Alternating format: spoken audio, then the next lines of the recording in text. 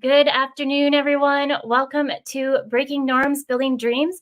I'm your host, Brittney Ashley, and we are broadcasting live on the United Public Radio Network and the UFO Paranormal Radio Network at 105.3 and 107.7 FM in New Orleans. Get ready to escape the routine and join us for the next hour as we break norms and build dreams.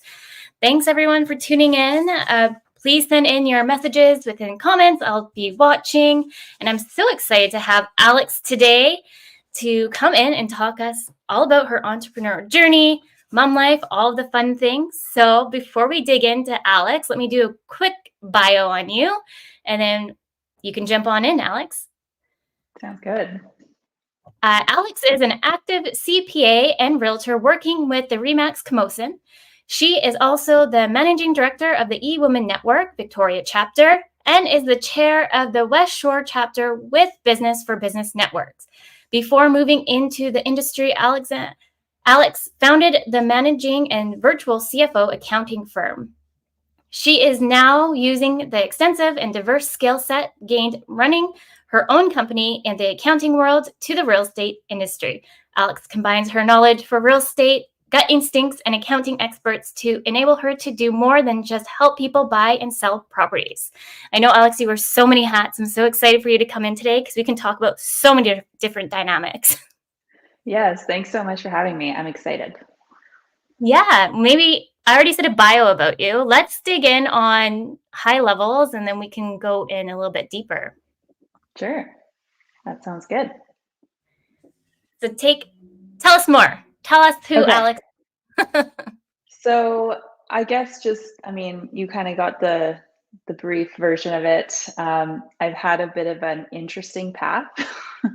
It's not a typical one. And I started with what I thought was going to be typical, with going kind of in the accounting stream of things.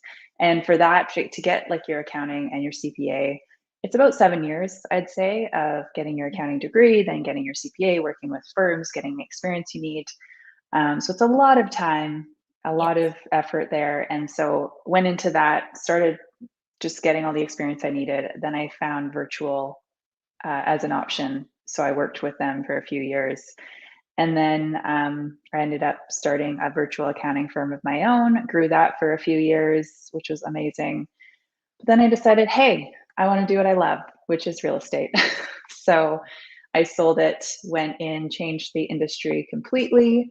But at the same time, I think a lot of it goes hand in hand. I'm just doing exactly what I love, and I'm using like the foundation that I built before that. So now I'm in real estate and still keeping my CPA active just to kind of ensure that I'm keeping the brain going. But yeah, it's been a journey for sure. Yes, and I knew you when you started CFO accounting firm, and then just kind of watched the journey. I remember like seeing like when you started, and I was like, oh, I want to meet her. Yeah, I know, and I felt the same too, because it was like you were doing something similar, right? That would be almost like a compliment to business, right? Because we're both in that virtual space. So yeah, I mean, and then that was like pre-COVID. So then it was actually kind of cool and different. And then COVID happened and everyone was doing it. I know. I think we started like the virtual realm of things, and everyone would be like, oh, that's so cool. That's so smart. And then COVID hit, and then it's like the way of the world. Yeah, now everyone, that's just the norm, is running your business from home or running it virtually. So yeah, I mean, it's a cool space to be in. I personally love it. I know there's a lot of people that can't really necessarily work from home, but I don't know, maybe I love like also the chaos too with the kids by my side. Like, I don't know how some days I do it. It's like maybe mind over matter. I don't know, but I think it drives from passion too. Like, I started this business from passion, and I know you started your businesses from passion. So you wear many hats. So it's not just because you do still do accounting, but you do real estate, but then you also are the managing director of eWomenNetwork. And then what was the business? I always seem to mix this. Business for Business Networks. So that's like another kind of smaller group. But yeah, the eWomenNetwork is definitely a bigger role that I'm taking on. So yeah, that's new as of just a few months ago. So it's just another little thing that I'm throwing in there because I love to do a million things at once. Yeah, I think we're the same. I think that's why we Yeah.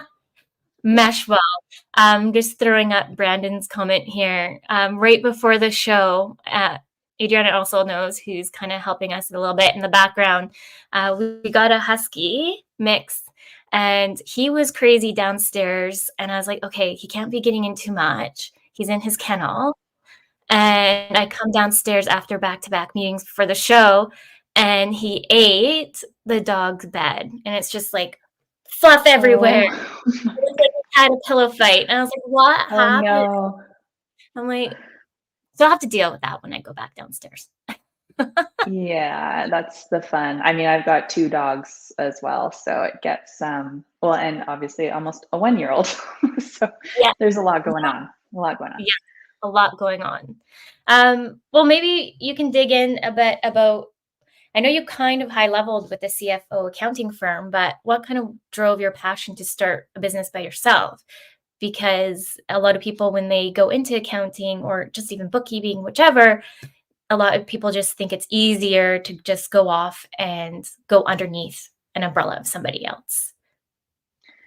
Yeah, I think, like, everything that I was doing in that career was sort of moving to that path. So, Mhm, like, when I started in just like the typical public practice, old school, paper-based, that I quickly realized that wasn't for me. So that's kind of when I went to the virtual side of it. Still an employee, but that was almost like the first point where I thought, okay, I need to be self-employed outside of yeah, the employment side. That was like the first sort of idea I had.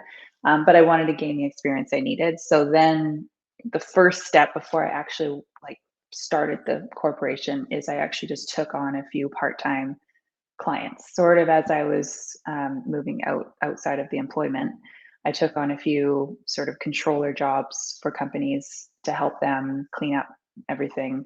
Um, and that was like the first sort of idea of like how it would be working on my own without anyone supporting me. And it felt great.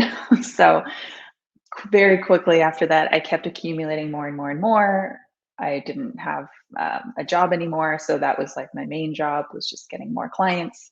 And from like day one of me realizing that was what I wanted to do to 1 month later, I think I got incorporated. I already like had hired my first employee and had some systems in place. So yeah, it happened quickly, and the goal was it for clients to work with me, mhm. but eventually it turned into, oh well, they could also work maybe with someone else that's working with me. So it was a different, yeah, different way of doing it.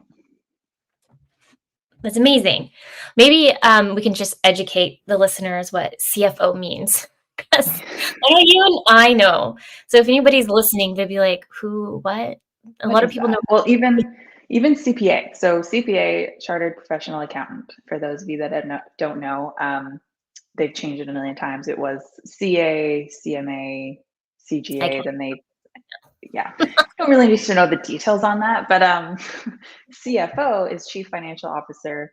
So for those that are running a business or growing a business, or maybe are involved in corporate or startup company, eventually a company will hire a controller and a CFO to help them with like all things finance. So controller is usually running, the day-to-day operations, the financials, payroll, accounts payable. CFO is usually the one that's sort of overseeing that, providing assistance on forecasting, budgeting, cash Mhm. flow, on how to manage your business that way. So the financial person of company. Why would someone want to hire a CFO? Well, so depending on where you're at in your business, like when I ran my what was called was virtual CFO. So the goal of that was to give you a piece of a CFO. So yes, you might be a startup company, you might not need a full-time CFO, but we were there to give you a fraction of that so that we Mhm. could get you up and running as you were growing and maybe give you more support over time. So really someone would want a CFO if they were looking to grow their company. They wanted that financial support on providing financials. Maybe it's to investors, to management. Um, you just want to, find out how to spend the money that you're raising. You want to see where your cash flow is going. Like, I mean, really, you should have someone like that from day one. But a lot of the time, it takes time to get the resources to have that. Yeah, 100%. And I was just saying this in our last show last week. I was asking Ashley, like, what is the number one thing that you find that business owners struggle with or not have in place? And the one thing I said was bookkeeping or like just accounting, because when you start a business, you're like like jumping right in that you forget the cleanup of all that. And for whatever reason, like I'm on it. I did, by the way, take accounting a long time ago in high school, and I was like the top student. I thought that's what I wanted to do, and I did internship, and I was like, I don't want to do this. I got bored, Yeah. and then also Yeah. too quiet for me. I didn't like it. It's a very standard, you don't have to think a ton, you just kind of do it. And actually, I will be honest with you, now that I'm in a different industry, I'm terrible at it. So it's just like a reminder to know what you're not good at and to delegate out. And that was exactly what we had supported on. Was we did some bookkeeping. We did everything from bookkeeping to high level. So when you're in that situation and you need that support, you can kind of ease up to it. Because yes, it's very important to have at least the day-to-day accounting, bookkeeping for your taxes, just to know where you stand financially. It's useful. Exactly. And that's the biggest piece too. Like when I get outreached on oh, we want your services or whichever, they're like, I don't know how much I can spend. It's like, well, if you do an analysis of your books or just have a high level, then you can know how much you can outsource, then put into, because it's just a range for bookkeeping and accounting, but it's good to have somebody just by your side to make sure that you know where you can leverage your business in different areas and take different risks, but you're not going to actually know where you can without that extra support. I'm not. Yeah. Yeah. Totally. Yeah, that's a big piece for sure. And we love to do system cleanups and CRMs and all the things in between. And so I always like to make sure that things are connected to QuickBooks. I don't personally like QuickBooks, but Me neither. I personally love Wave, but I moved into QuickBooks because that's what we use here. But yeah, I personally just think everything can really work together. So then you're ready to scale your business up. What was the big aha moment when you're like, I want to move into real estate? Because I was talking to my sister-in-law and we're both saying there's so many bookkeepers and accountants that we know along the way that seem to turn into real estate agents. And we're like, is it a trend? Yeah, I know a few of them too, for sure. I don't know. Everyone's different in what their path is, but for me, I've always been focused on real estate, but it's always been a side thing. So personally, I think I've been invested in 6 different real estate transactions for me. So that means buying and selling and kind of moving up within our own home. So it's always been a part of my life, and we've moved a lot as a family. So that was very apparent. And so I think throughout my life, it's just been something I've thought about, but I always said, well, too risky. I'm going to go the more conservative approach, which is accounting and very stable and whatever. So I kind of continued with that, but still did a few things on the side there, within real estate. And then, yeah, I think I got to a point where maybe it was my confidence or just I became more clear on what I wanted. And after running a company, I knew there was a lot more that was possible. And so I think that was the turning point of, 2 years or so into my business thinking, okay, I love what I'm doing, but is this really the thing that I want to grow? And that was sort of the point where I said, well, maybe I should look at going into what I love doing. And so, yeah, it started that whole process. I love that. And that's kind of like of our point of the conversation today is that beyond like the blueprint of that, every entrepreneur has their own journey. So not just saying that like mine, I feel like I always joke that I'm a hippie until I figured out my life.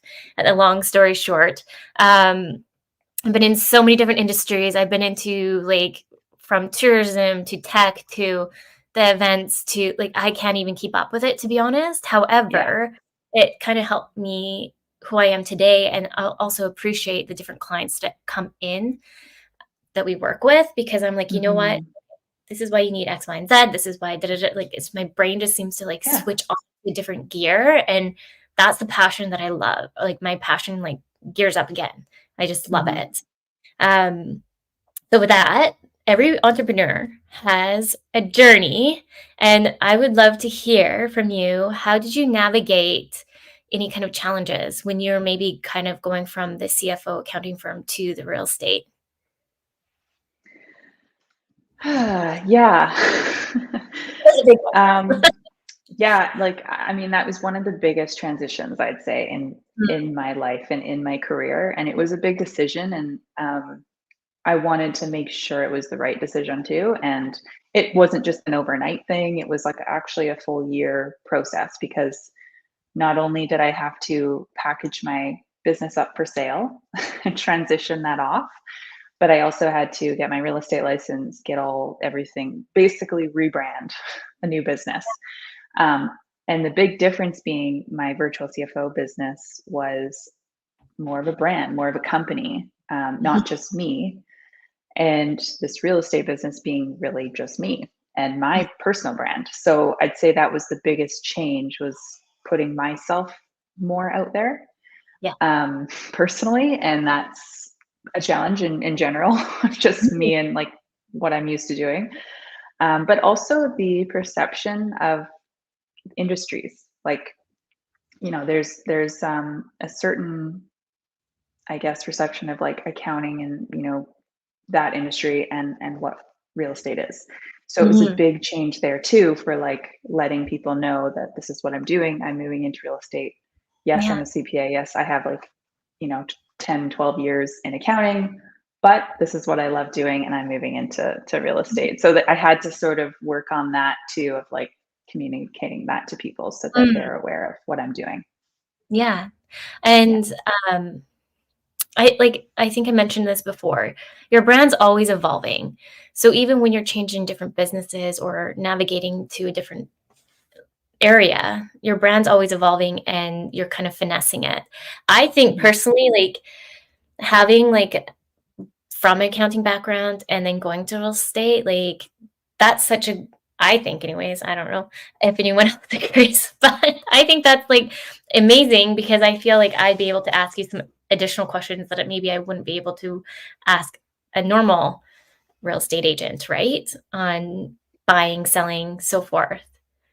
Yeah. I mean, there's a lot I can bring to the table because there's stuff now that yeah, I can't necessarily use in businesses, so I'm going to use it in a real estate transaction. And honestly, like buying and selling real estate is similar to buying and selling a business and that's what I helped a lot of businesses with.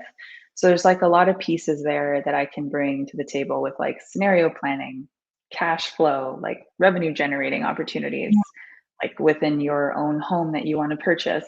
Yeah. But also, before you go to a tax accountant, let's talk about it to make sure you need to talk to someone. I mean, I can't necessarily give tax advice because I'm already a realtor to them, but I Yeah. can at least say, hey, that's something you're going to need to explore further. Talk to this person Mm, and get more clarity. So there's like so many other pieces around like a real estate transaction because it's so large. It's one of the bigger transactions of your life.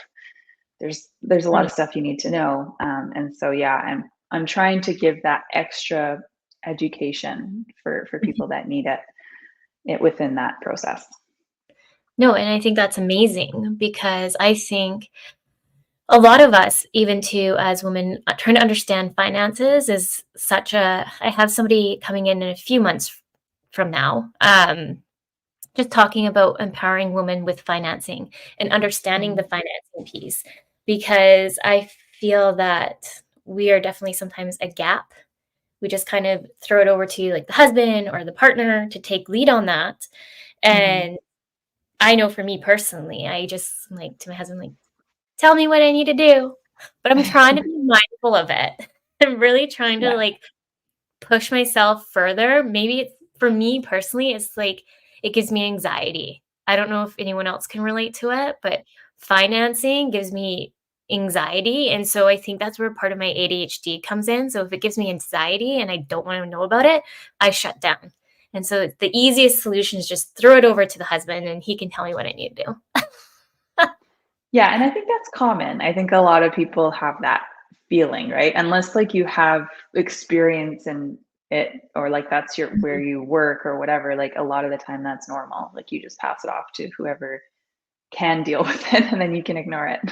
Yeah. And I think So, it might stem further down to like if your parents educated you on it at a young age or not. Like yeah. I don't really think my parents educated me enough, really. Like I maybe they said things to me and maybe I blacked it out. I don't know.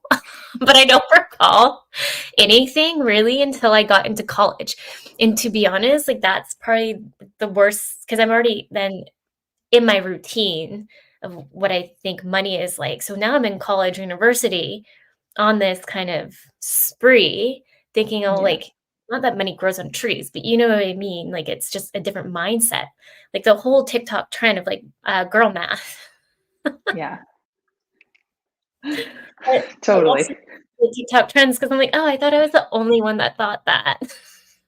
Yeah. Well, and also like not even just parents, but also just teaching that stuff in school. Yeah. Like, Yes. why is it not happening? Like, it makes no sense. There's so many simple things for people to know around mortgages, taxes, credit cards, like just that stuff that you could really learn before going off to college. Yeah. So, yeah. It's true. Like, I think who was I? I'm trying to recall who I was talking to. I think her name was another Brittney. She's not in what she is anymore, but she made a comment of that we should start teaching kids at like age 6, give or take, just the high levels of financing. Obviously, try to make it fun so they can understand it. And I can't remember what another piece I was listening to as well is that we're just so used to using credit card now. So like I Yeah. personally like credit card a lot more because I don't have to sit there and count my change. Yeah. It's Well, just with everything digital, like everyone's just tapping. easy. Like, True. yeah. And so Yeah. now the new generations coming into the real world, they actually don't know how to utilize money. They just go right to credit Yeah. card. So I'm like, no, I have to start doing like, I guess going back to old school math in a way that I'm so used to and teach Yeah. the kiddos on that because they don't really do that in school. So trying to make sure that they feel educated enough when they go in the real world that they can do both and understand both. Totally. Yeah. I feel like I'm always like, okay, I didn't know how to do this, so I need to teach the kids. But how do I do that? Teach myself first. Yeah, no, and I think there's more of that. I wanna say there's more of that going on even when they're younger. Like, there's, like, little activities you can do, like, around numbers or whatever. Maybe it's, like, the Montessori approach, but I Yeah. know there are ways to do that earlier that you can make it, like, fun, but they're also secretly learning at the same time. Mhm. Yeah. Yeah. Yeah, definitely. Would you say, because I know you do both still, you kind of do accounting a bit. Do you hopefully want to move that kind of off your plate more, or are you still wanting to kind of dabble between the two? My ultimate goal is to wind down accounting altogether. Mm, As much as I, like, don't wanna let go of that piece because I've worked so hard for it, it's not what I want to be doing moving forward. And so, there comes a time where you just have to like let it go, rip the band-aid, and continue on the path that you want to continue on. And that's where I'm at this year. Probably it's going to look like that or close to it. Um, so yeah, I plan to really focus 100% into real estate, and I'm still going to keep everything education, professional Yes. development I have to in order to keep my CPA active. So there's going to be things I have to learn in the process to keep my brain going. Mhm. But like in terms of where I'm working, it'll be more in the real estate side. Amazing. Do you have any tips for anybody who's thinking of kind of like selling their business since you went through the process? Yeah. So usually when someone's looking at selling, a lot of the time you should probably start preparing like 2 years before that. So I like for me, when I make decisions, it's rather like quick, like, okay, I made the decision, we're getting it done. Yeah. So I didn't have 2 years. So it was really like a few months. But thankfully, I'm an accountant and I had all my books in order. Like everything was really, really like organized. So my one piece of advice would be to, start now on Yeah. the organization side, the administrative side. You need every single thing possible to support your business and like the accounting, sales, marketing, whatever it is, so that when the time comes and you get like the due diligence period, that's when they start looking with a magnifying glass in your business. You have everything all good to go. There's no surprises, and that part will go smoothly. So that's like the one thing for sure is like have ideally an online software, no paper, keep it all really clean and digital.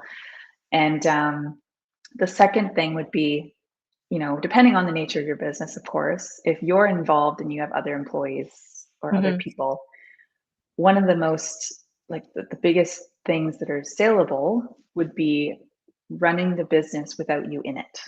So make Mhm. sure that you are working on removing yourself or that your business can still function without you in it. That's one of the most challenging things because you're usually the one controlling it all, doing it all. And Yeah. so that's the one piece that's going to get you more value is if you can show that your business is great without you. Mm, love that piece of advice. Um, just cleaning up too, like having like a CRM system in place and SOPs in place are Mhm. Yeah. I was just talking to somebody else about that, the importance of that. You might not think that you want to sell now, but you never know what's going to happen down in the future. And also, too, like maybe you might never want to sell, but you're to the point you're ready to scale and bring in more employees, subcontractors, whatever it is. But people can't read your mind.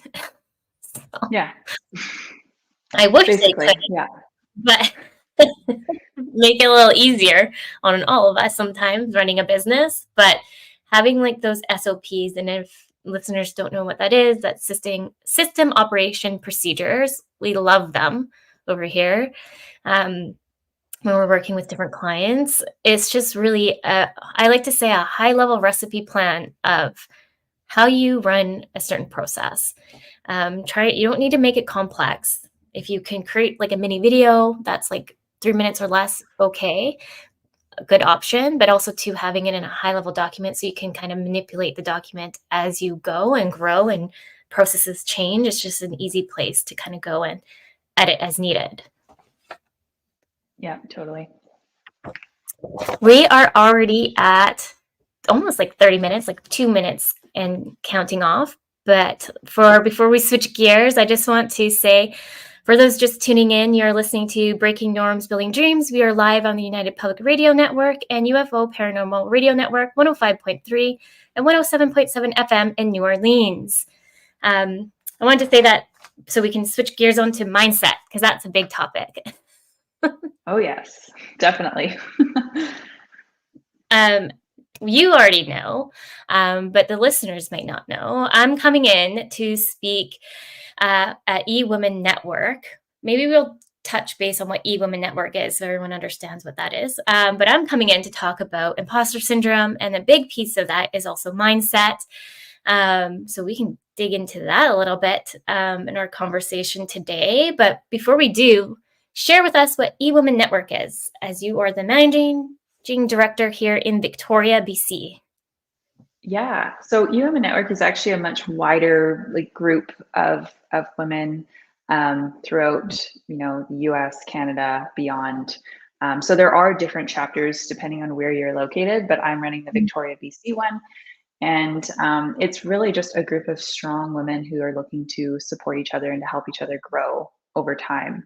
And it doesn't really matter if you're just starting a business or you're 20 years in. There's, you're getting the support you need. You're getting education.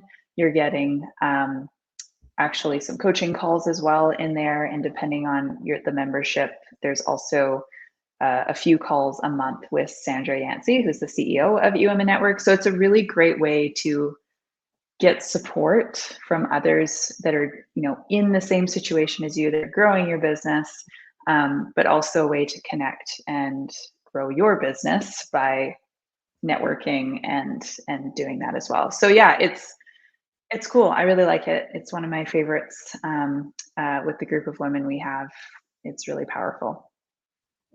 Love it. And they are a great group of women. I joined more or less as a guest throughout COVID. And so I'd kind of pop into different chapters. And like you mentioned, it's based, yes, we're talking about Victoria, but is Canada wide and in the States as well. So if anyone's looking, you can connect outside of the chapter too. Like, you're not really restricted, but in terms of like the in-person events, you can. There's also tons of virtual events. So if you're someone who has a business that wants to connect all over the world, then you can kind of go to those events and meet those people as well. Yes, they're great events. And on that note, I'm speaking for my first time. I don't know if I told you, but that's my first speaking gig. I'm really good at doing like presentations virtually. So I'm so nervous. Not gonna lie. I've seen you speak though. You've done a presentation for us, which is great. So yeah, no, I have full confidence. You'll be great. It's a good topic too. Yeah. I've done Toastmasters for a reason. I feel like there's like, when you have those gut instincts of like, I need to go do this. And my husband always thought I was so weird. Like, that does not sound like a fun activity to join Toastmasters. And I'm like, I'm going to do it. I heard those are good. Those are worth doing. I have not done it, but I've heard it's good for you. It is. There's so many who've been part of Toastmasters for like a long time. Like, I feel like since it started, like the one that I joined anyways, it was in James Bay. They're still actively running, but a lot of the little there they've been there for like 20 years. Like, they're committed. And I love it because when any new members come in, they really challenge you. And I remember I won't cry, I promise, when we do eWomen. My first Toastmasters, I was like, yeah, I got this. And I go up there and I'm just like crying. I was like so nervous. I did a public speaking course at UVic. It was like one of the first courses I ever did after high school. And it was the most terrifying course I've ever done. But I knew it would come in handy at one point. Yes, you just never know, right? And they do say that the biggest fear for a lot of people is public speaking. So yeah, I can't remember the stat on that. I'm just going to say 70%. That sounds like a good number. Good round number. But yeah, how would you say mindset has helped you with like scalability with the CFO accounting? We can go in that point of when you're ready to scale, how the mindset helped you. Yeah, and I think scalability to me means so many different things. With my CFO business, like we were working that, like our main clients were like startup companies that were tech companies growing quickly. So scaling was a very obvious, like, okay, scaling your business meant growing your customers, growing your employees, growing like everything within your company. Now, for me, I think of it differently because it doesn't matter really what your business is. There's like always a way to scale. And like how mindset helps that is thinking that, because yes, if you're a one person business and you're like, oh, I want to scale, but I don't know if I can hire like a bunch of people. Well, maybe there's a way to do that without hiring, right? And I think one of the biggest things I've learned is really standardizing your service or product. So if you have 10 different offerings and you customize with every client, that's going to be really hard to scale. Whereas if you have one service offering that you can give to your clients that you can duplicate across multiple, that's where the SOPs come into play, then that's also a way to scale without, physically hiring people to do that. As long as you have a process in place where you can actually be efficient in that, you can scale. So I think that was like the one thing I had learned probably like towards the end of my business, which, would have been nice to know before. But there's so many ways of doing it. And now you look at my business now, I don't have a team. It's me. So really the way that I can scale is by creating really strong processes and delegating when needed to other resources. And that doesn't necessarily mean employees. It means, a VA or like marketing support or some sort of support that can help me do what I need to do to grow my business. I think thinking about that as a mindset is very important. Because if you have that scarcity mindset of, I can't outsource because of X, like you kind of go down this hole, really. Like everyone has different mindsets and different ways of outsourcing and whichever. But if you start thinking negatively, that's going to start putting you back in your business. And so switching your mindset to be more positive, like for me, let's just use me, for example. When I first started the business, I was scared for discovery calls because I was like, oh my goodness, they're judging me on the phone call. I don't know what I'm saying. I'm not good enough to be here. Like, why would they hire me? And I just remember that was like my first year doing this. And I was like, if I keep this up, I'm not going to be able to land any clients because I'm so nervous, so anxious. And you can just read people's kind of person, like, I don't want to say aura, but body language, all the things that you're not really connecting. And so you can't really land that client because they're like, why is that person just so like uptight maybe, or like whatever they're thinking. So I remember, I don't even like, it was like a aha moment that I had for myself of like, okay, you know what? It's not even a discovery call. I don't even like to call them discovery calls. Personally, I put it on the website because that's good for SEO. And people are like, oh, free discovery call. I like that idea. But I personally, my brain, I started calling it coffee chats because at the end of the day, I may not want to hire you as a client. And I think that is kind of, a lot of people are like, oh, you don't want to hire me?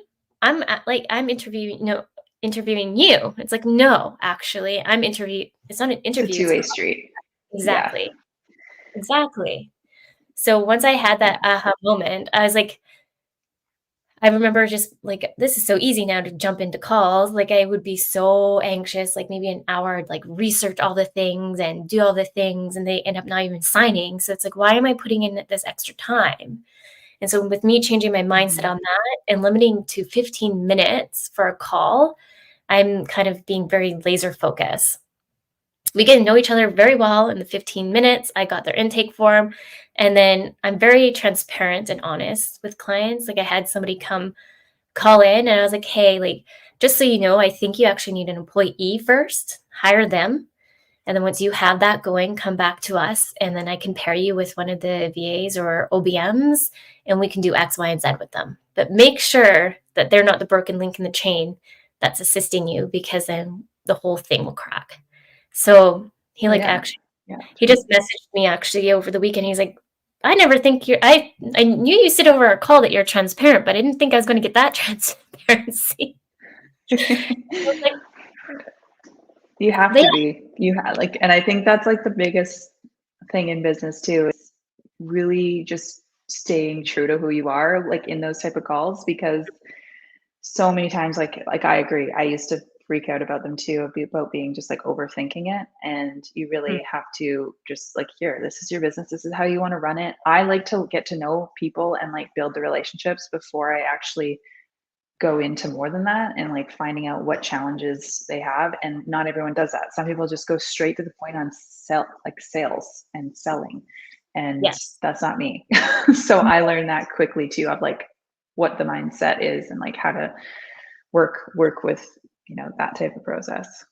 Exactly. And I find like when you get like those, I get so many, because a lot of people are like, oh, why don't you, if you want to get more clients, like when I've had like coaches in the past that I didn't really resonate with, why don't you outsource getting like people to do engagement for you and doing cold calls to get clients? I was like, that just doesn't resonate with me though, because I want to make sure that like I'm so protective of the people on my team too, that I just don't want some random person coming in and disrespect my subcontractors as well. So I'm like, I need to have a system in place, and this is my system and this is my reasoning.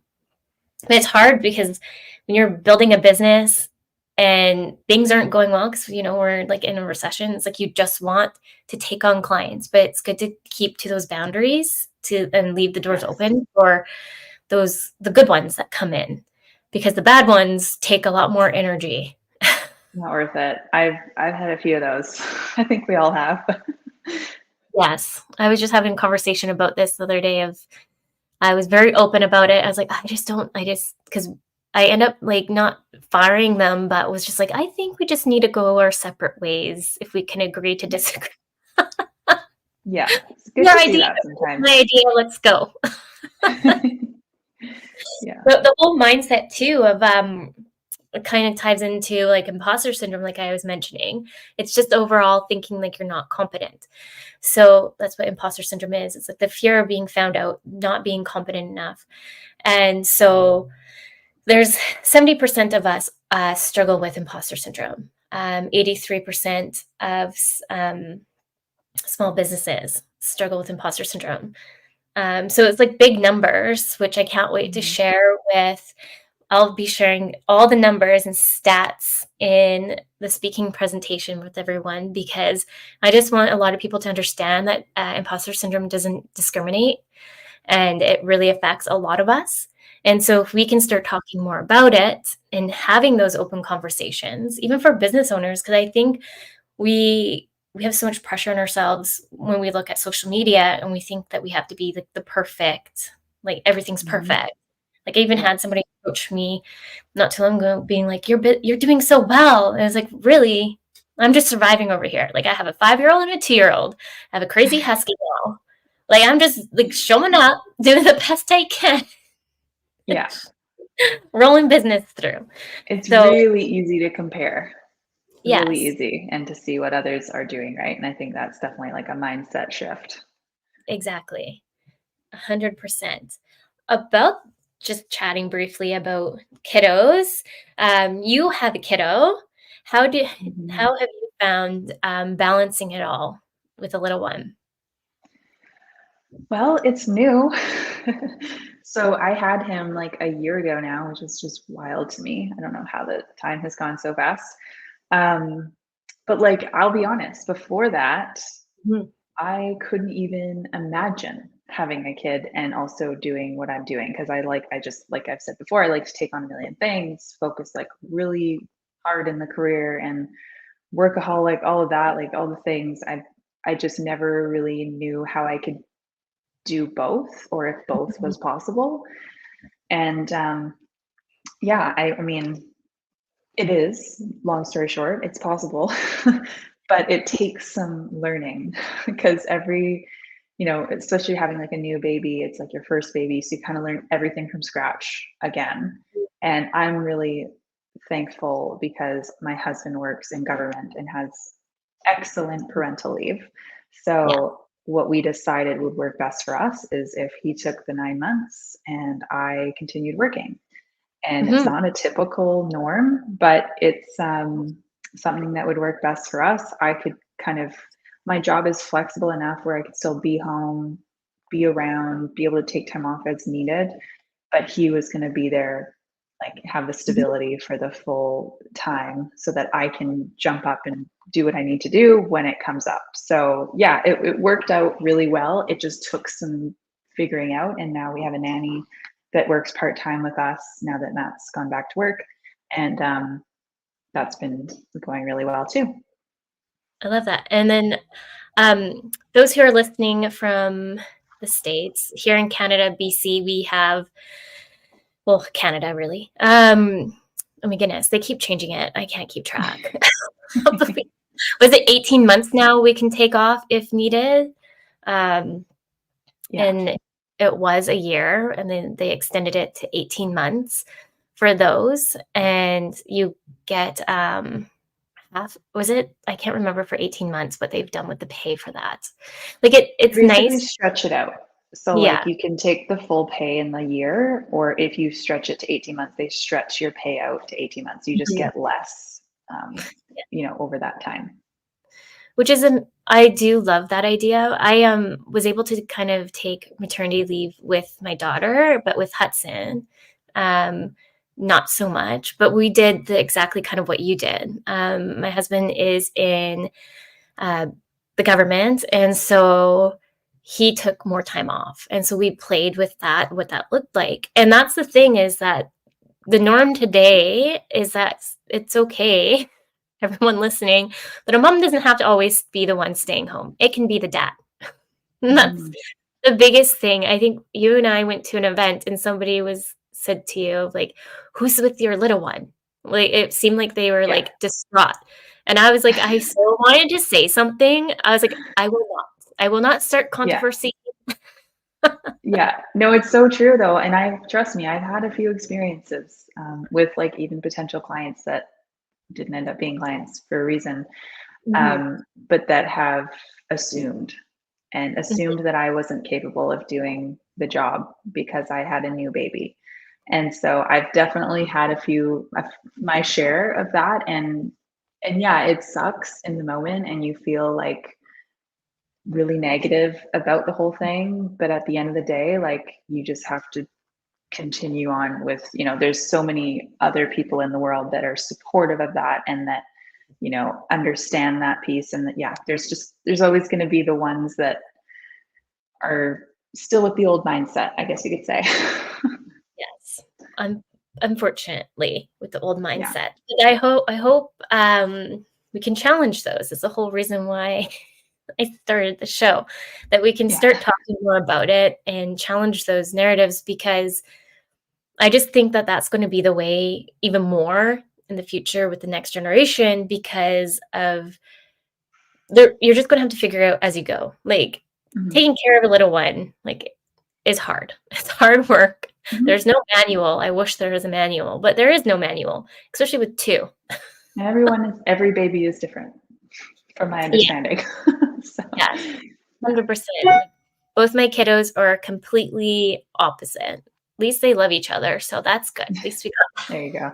what happens in their teen years, which I don't wanna think of yet. Oh, I know. Crazy. Um, I was just gonna ask, in your experience, has there been moments where you felt like you're breaking any kind of barriers or challenging norms in your journey? I know we talked about the mom bet, but has there been any other kind of scenarios that you can think of? Um, Definitely because I mean, just looking at, me in starting that accounting business. I mean, Mhm. for one, a virtual accounting business, it's a lot more common now, but there was a time where it wasn't as common.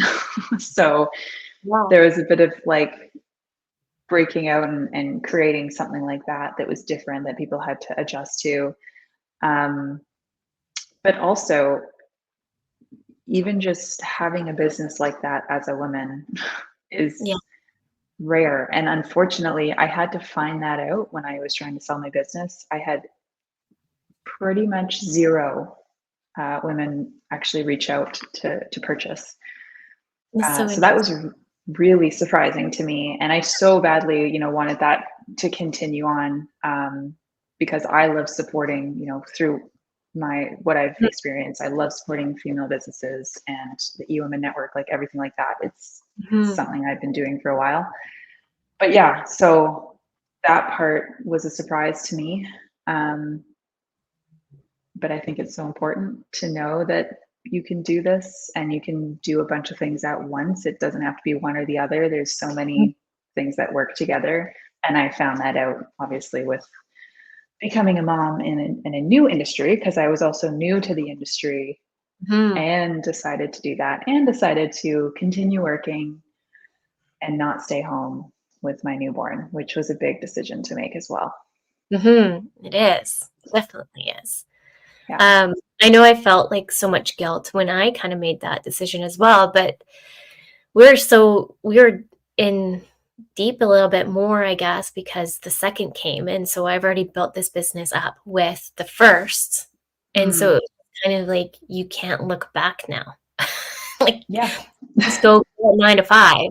But that's another thing, like, I'm hoping, I wanna break down those barriers as well, like, even those who are in a 9 to 5 and an employer hears that you're pregnant or whichever. I think we need to start making a more, I wanna say, safe community for, uh, moms, women, that when they announce that they're pregnant or going through that journey, it's already hard enough on our body as it is. Hmm. We're growing a human. But then having, like, that negative take of, there is, like, so much different, perspectives of you should do X, Y, and Z. You should, um, breastfeed. You should not breast. You know what I mean? Like, Yeah. keep your opinions to yourself. Like, we're all entitled to our opinions, but if you have Yeah. nothing to say, like that old saying, don't say it all. Yeah. No, and I agree. And like for me, I was pretty good at hiding my pregnancy for a long I time. I didn't don't. know. I didn't even know. I remember I saw it, so I was like, "No, no." Yeah, what? This isn't right. Yeah, no, I had a lot of clients that I saw after the fact being like, "Oh, you have a little one." Doing the math in their head, and I'm like, "Yeah, oops, forgot to tell you."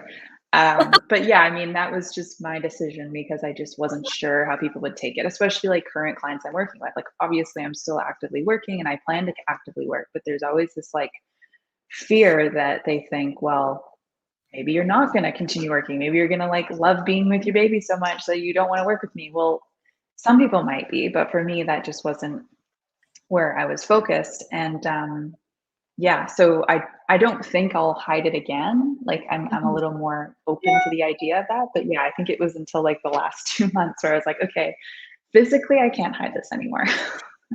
Yeah, and I think it's sad that some people have to, like, that fear that they have to hide it because like, sharing that experience is so exciting. Um, Hmm. and Yeah. that I really don't think that we should have to hide it. I think it's something that we should be, 'cause I totally get where you're coming from. I know I was super scared to talk about it when I had my first, um, and I still look back on it and was like, I was right on my fear of why." Yeah, But exactly.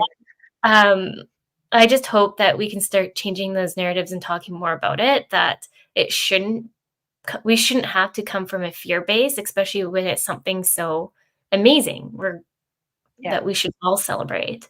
And also too, just celebrating, women in community, I think is really important.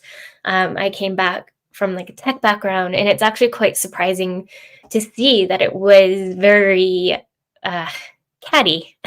And it's like, we're all here as a team. Why are we not supporting each other on the project that we're trying to get done, than bringing each other Mhm. down? It's Yeah. just mind-boggling to me. Like, I just don't quite understand it. Um, Yeah. but I guess that's where we have to come in, those who love to build the community, of having a stronger mindset of just keep pushing forward, because we're just gonna organically cultivate the community that we want around us too. Yeah, totally. Yeah, I know, I agree. I think we just and that's through like eWomenNetwork too. I'm really trying to push in that direction as well with supporting others and like making sure that community exists for Mhm. people. Which which is very big. I know here in Victoria, we definitely need more like that, for sure. I feel like it took me a long time to find, like, my virtual community, I like to say. It took me a Mhm. solid, and until last year, really, I felt like I couldn't find a community, and I was like, "Why is it such a hard time?" And then I joined the forum, and I love the forum so much. A lot of them seem to be all based over Vancouver, but I'm in their little group chat, so that's okay. Oh, You know, nice. I'm only a ferry away.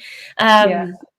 But that's what I do like about eWomen here, is that it's here local, Mhm. and we can all connect a little bit more, and at least go for coffee than just have it like the virtual. You need that human connection. I think we all Oh, do. yeah, totally.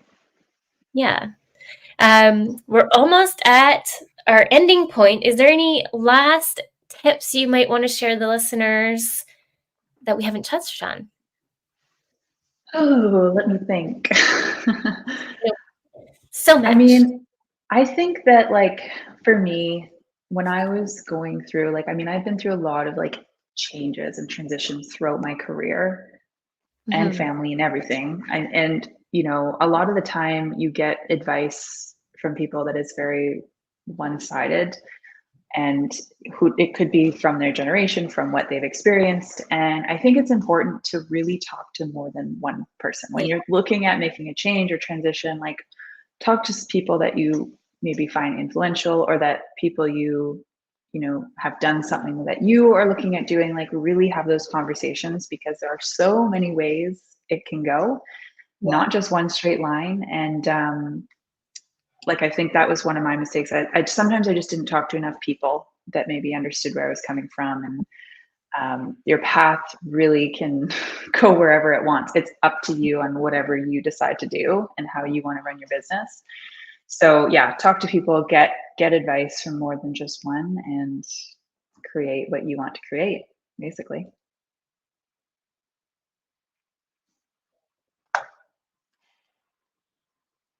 And maybe we lost Brittany. I'll wait a few minutes, see if you come back on. Oh, there's. Are you muted, Adriana? Sorry, guys, we're probably having some technical difficulties. It's been kind of going in and out today, but can you hear me okay, Alex? I can hear you now. Yep. Okay, wonderful. Thank you so much for going through all of that for us. It was so valuable to see and hear your experiences as well. And honestly, I resonated with a lot of what you said because I'm also a female entrepreneur. Yeah. So Awesome. thank you again for coming. I think we're coming up to our end here, and we're just going to give a huge shout out to the United Public Radio Network and UFO Paranormal Network and everybody that came into our chat room. Thank you so much. And again to Alex, and we will see you guys next week. Brittney does have another guest scheduled. So thanks again, guys, and have a good one. Thank you.